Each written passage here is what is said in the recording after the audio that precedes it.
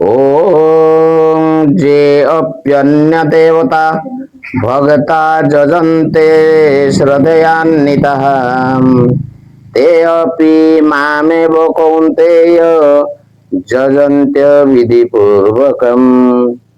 ओम नमो भगवते वासुदेवाय ओम परमात्मने नमः। हे अर्जुन, ଯେଉଁ ସକାମ ଭଗତ ମାନେ ଶ୍ରଦ୍ଧା ଯୁକ୍ତ ହୋଇ ଅନ୍ୟ ଦେବତା ମାନଙ୍କୁ ପୂଜା କରନ୍ତି ସେମାନେ ମଧ୍ୟ ମୋତେ ହିଁ ପୂଜା କରିଥାନ୍ତି, କିନ୍ତୁ ସେମାନଙ୍କର ସେହି ପୂଜା ଅବଧି ପୂର୍ବକ ଅର୍ଥାତ୍ ଅଜ୍ଞାନ ପୂର୍ବକ ହୋଇଥାଏ। ଶ୍ରଦ୍ଧୟାନ୍ୱିତ ର ଅଭିପ୍ରାୟ କଣ ତଥା ଏଠାରେ ଏହି ବିଶେଷଣ କାହିଁକି ପ୍ରୟୋଗ କରାଯାଇଛି? ବେଦ ଶାସ୍ତ୍ର ମାନଙ୍କରେ ବର୍ଣ୍ଣିତ ଦେବତା ମାନଙ୍କ ଠାରେ ସେମାନଙ୍କ ଉପାସନାରେ ଓ ସ୍ୱର୍ଗାଦି ପ୍ରାପ୍ତି ରୂପକ ତାହାର ଫଳରେ ଯେଉଁମାନଙ୍କର ଶ୍ରଦ୍ଧାପୂର୍ବକ ଦୃଢ଼ ବିଶ୍ୱାସ ହୁଏ ସେମାନଙ୍କୁ ଏଠାରେ ଶ୍ରଦ୍ଧୟାନ୍ୱିତା କୁହାଯାଇଛି ଏବଂ ଏହି ବିଶେଷଣ ପ୍ରୟୋଗ କରି ଦେଖାଇ ଦିଆଯାଇଛି ଯେ ଯେଉଁମାନେ ବିନା ଶ୍ରଦ୍ଧାରେ ଦମ୍ଭ ପୂର୍ବକ ଯଜ୍ଞାଦି କର୍ମ ଦ୍ୱାରା ଦେବତା ମାନଙ୍କର ପୂଜା କରନ୍ତି ସେମାନେ ଏହି ଶ୍ରେଣୀରେ ଆସିପାରିବେ ନାହିଁ। ସେମାନଙ୍କ ଗଣନା ଆସୁରୀ ପ୍ରକୃତିରେ ଆସିବ। ଏପରି ମନୁଷ୍ୟମାନଙ୍କର ଅନ୍ୟ ଦେବତାଙ୍କୁ ପୂଜା କରିବା କଣ ଏବଂ ତାହା ଭଗବାନଙ୍କର ଅବଧି ପୂର୍ବକ ପୂଜା କାହିଁକି ହୁଏ? ଶାସ୍ତ୍ରରେ ଯେଉଁ କାମନାର ସିଦ୍ଧି ପାଇଁ ଯେଉଁ ଦେବତା ମାନଙ୍କ ପୂଜାର ବିଧାନ ରହିଛି ଶାସ୍ତ୍ରୋକ୍ତ ଯଜ୍ଞାଦି କର୍ମ ଦ୍ୱାରା ଶ୍ରଦ୍ଧାପୂର୍ବକ ସେହି ଦେବତାଙ୍କୁ ପୂଜା କରିବା ହିଁ ଅନ୍ୟ ଦେବତାଙ୍କୁ ପୂଜା କରିବା।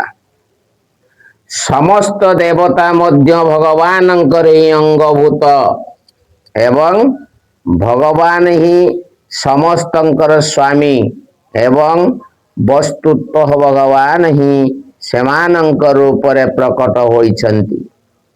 ଏହି ତତ୍ତ୍ୱ ନ ଜାଣି ସେହି ଦେବତାମାନଙ୍କୁ ଭଗବାନଙ୍କ ଠାରୁ ଭିନ୍ନ ବୋଲି ବୁଝି ସକାମ ଭାବରେ ସେମାନଙ୍କର ଯେଉଁ ପୂଜା କରାଯାଏ ତାହା ହେଉଛି ଭଗବାନଙ୍କର ଅବଧି ପୂର୍ବକ ପୂଜା। ଅନ୍ୟ ଦେବତାଙ୍କ ପୂଜା ଦ୍ୱାରା ଭଗବାନଙ୍କର ବିଧି ପୂର୍ବକ ପୂଜା କିପରି ହୋଇପାରେ? ତାର ଫଳ କଣ? ଅନ୍ୟ ଦେବତା ମାନେ ମଧ୍ୟ ଭଗବାନଙ୍କର ହିଁ ଅଙ୍ଗଭୂତ ହୋଇଥିବାରୁ ସମସ୍ତେ ଭଗବାନଙ୍କର ହିଁ ସ୍ୱରୂପ। ଏପରି ବୁଝି ଭଗବତ ପ୍ରାପ୍ତି ନିମନ୍ତେ ନିଷ୍କାମ ଭାବରେ ଶାସ୍ତ୍ରୋକ୍ତ ପ୍ରକାରରେ ଶ୍ରଦ୍ଧାପୂର୍ବକ ସେହି ଦେବତା ମାନଙ୍କର ପୂଜା କରିବା ହିଁ ସେହି ଦେବତା ମାନଙ୍କ ପୂଜା ଦ୍ୱାରା ଭଗବାନଙ୍କୁ ବିଧି ପୂର୍ବକ ପୂଜା କରିବା ଏବଂ ତାର ଫଳ ମଧ୍ୟ ଭଗବତ ପ୍ରାପ୍ତି।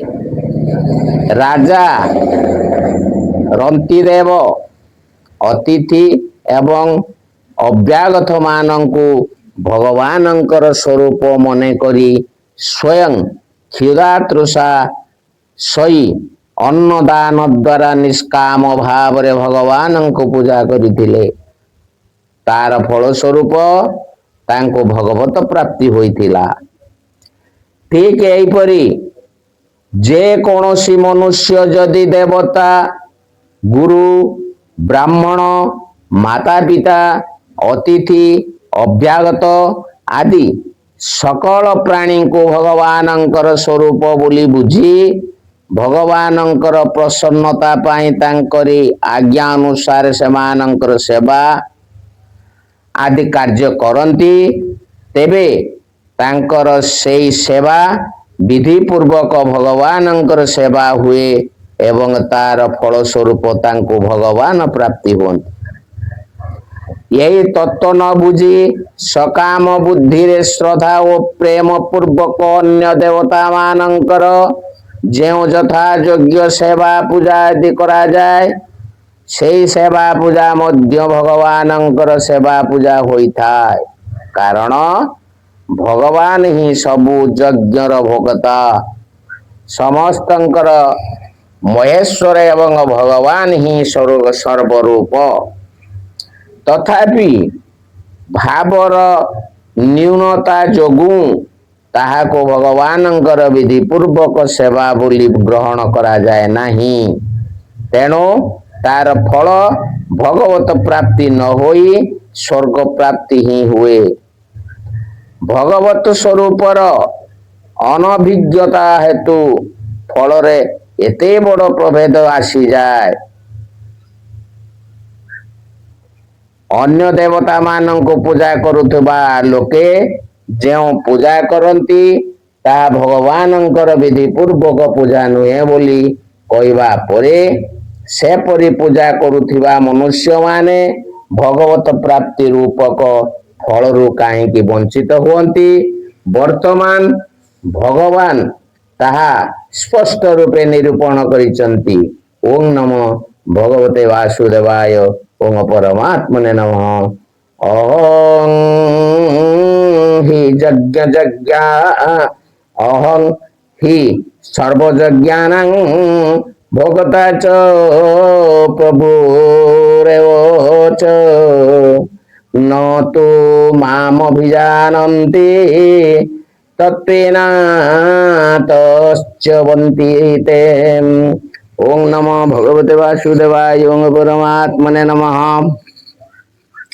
କାରଣ ସକଳ ଯଜ୍ଞର ଭୋକ୍ତା ଓ ସ୍ୱାମୀ ମଧ୍ୟ ମୁଁ ହିଁ ଅଟେ, କିନ୍ତୁ ସେମାନେ ମୋତେ ଅର୍ଥାତ୍ ପରମେଶ୍ୱରଙ୍କୁ ତତ୍ତ୍ୱତଃ ଜାଣନ୍ତି ନାହିଁ। ତେଣୁ ସେମାନଙ୍କର ପତନ ହୁଏ, ଅର୍ଥାତ୍ ସେମାନେ ପୁନର୍ଜନ୍ମ ପ୍ରାପ୍ତି ହୁଅନ୍ତି। ଭଗବାନ ହିଁ କିପରି ସମସ୍ତ ଯଜ୍ଞର ଭୋକ୍ତା ଓ ପ୍ରଭୁ ଅଟନ୍ତି? ଏହି ସମଗ୍ର ବିଶ୍ୱ ଭଗବାନଙ୍କର ହିଁ ବିରାଟ ରୂପ ହୋଇଥିବାରୁ ଭିନ୍ନ ଭିନ୍ନ ଯଜ୍ଞ ପୂଜାଦି କର୍ମର ଭୋକ୍ତା ରୂପେ ମାନ୍ୟ ଯେତେ ବି ଦେବତା ଅଛନ୍ତି, ସେ ସମସ୍ତେ ଭଗବାନଙ୍କର ହିଁ ଅଙ୍ଗ ତଥା ଭଗବାନ ହିଁ ସେ ସମସ୍ତଙ୍କର ଆତ୍ମା। ଏଣୁ ସେହି ଦେବତାଙ୍କ ରୂପରେ ଭଗବାନ ହିଁ ସମସ୍ତ ଯଜ୍ଞ କର୍ମର ଭୋକ୍ତା ଅଟନ୍ତି। ଭଗବାନ ହିଁ ନିଜ ଯୋଗ ଶକ୍ତି ଦ୍ୱାରା ସମଗ୍ର ଜଗତର ଉତ୍ପତ୍ତି, ସ୍ଥିତି ଓ ପ୍ରଳୟ କରନ୍ତି ଏବଂ ସମସ୍ତଙ୍କୁ ଯଥାଯୋଗ୍ୟ ନିୟମରେ ପରିଚାଳିତ କରନ୍ତି। ଇନ୍ଦ୍ର, ବରୁଣ, ଯମ, ପ୍ରଜାପତି ଆଦି ଯେତେ ବି ଲୋକ ପାଳ ଓ ଦେବତା ଅଛନ୍ତି, ସେ ହିଁ ସମସ୍ତଙ୍କର ନିୟନ୍ତା। ଅତଏବ ସେ ହିଁ ସମସ୍ତଙ୍କର ପ୍ରଭୁ ଅର୍ଥାତ୍ ମହେଶ୍ୱର। ଏଠାରେ ତୁର ଅଭିପ୍ରାୟ କଣ? ଏଠାରେ ତୁ ଅର୍ଥ କିନ୍ତୁ। ଅଭିପ୍ରାୟ ଏହି ଯେ ଏପରି ହୋଇଥିଲେ ବି ସେମାନେ ଭଗବାନଙ୍କର ପ୍ରଭାବ ଜାଣନ୍ତି ନାହିଁ। ଏହା ସେମାନଙ୍କର ଅଜ୍ଞତା ବା ମୂର୍ଖତା। ଏଠାରେ ତେ ପଦ କେଉଁ ମନୁଷ୍ୟମାନଙ୍କୁ ଲକ୍ଷ୍ୟ କରିଛି ଏବଂ ସେମାନେ ଭଗବାନଙ୍କୁ ତତ୍ତ୍ୱତଃ ଜାଣନ୍ତି ନାହିଁ ବୋଲି କହିବାର ଅର୍ଥ କଣ? ଏଠାରେ ତେ ପଦ ପୂର୍ବ ଶ୍ଲୋକରେ ବର୍ଣ୍ଣିତ ଅନ୍ୟ ଦେବତା ମାନଙ୍କର ଫଳ ଦ୍ୱାରା ଅବିଧି ପୂର୍ବକ ଭଗବାନଙ୍କୁ ପୂଜା କରୁଥିବା ସକାମ ମନୁଷ୍ୟମାନଙ୍କୁ ଲକ୍ଷ୍ୟ କରୁଛି। ତଥା 16ରୁ 19 ଶ୍ଲୋକ ପର୍ଯ୍ୟନ୍ତ ଭଗବାନଙ୍କର ଗୁଣ ଓ ପ୍ରଭାବ ସହିତ ଯେଉଁ ସ୍ୱରୂପର ବର୍ଣ୍ଣନା ହୋଇଛି, ତା ନ ଜାଣିଥିବାରୁ ଭଗବାନଙ୍କୁ ସବୁ ଯଜ୍ଞର ଭୋକ୍ତା ଓ ସମସ୍ତ ଲୋକର ମହାନ ଈଶ୍ୱର ବୋଲି ନ ବୁଝିପାରିବା ହିଁ ତାଙ୍କୁ ତତ୍ତ୍ୱତଃ ନ ଜାଣିବା। ଅତଃ ପଦର ଅଭିପ୍ରାୟ କ'ଣ ଏବଂ ତା ସହିତ ବ୍ୟବନ୍ତି କ୍ରିୟା ପ୍ରୟୋଗ କରି କେଉଁ ଭାବ ତା ସହିତ ଚ୍ୟବନ୍ତି କ୍ରିୟା ପ୍ରୟୋଗ କରି କେଉଁ ଭାବ ଦେଖାଇ ଦିଆଯାଇଛି। ଅତଃ ପଦ ହେତୁବାଚକ। ଏହା ସହିତ ଚ୍ୟବନ୍ତି କ୍ରିୟା ପ୍ରୟୋଗର ଅଭିପ୍ରାୟ ହେଉଛି ଏହି କାରଣରୁ ହିଁ ଅର୍ଥାତ୍ ଭଗବାନଙ୍କୁ ତତ୍ତ୍ୱତଃ ନ ଜାଣିବା।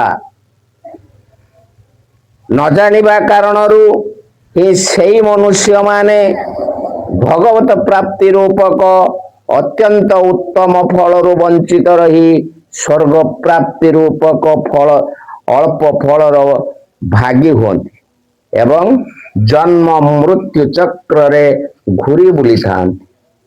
ଭଗବାନଙ୍କର ଭକ୍ତ ଜନ୍ମ ମୃତ୍ୟୁ ଚକ୍ର ପ୍ରାପ୍ତ ହୁଅନ୍ତି ନାହିଁ ଏବଂ ଅନ୍ୟ ଦେବତା ମାନଙ୍କର ଉପାସକ ମାନେ ତାହା ପ୍ରାପ୍ତ ହୁଅନ୍ତି।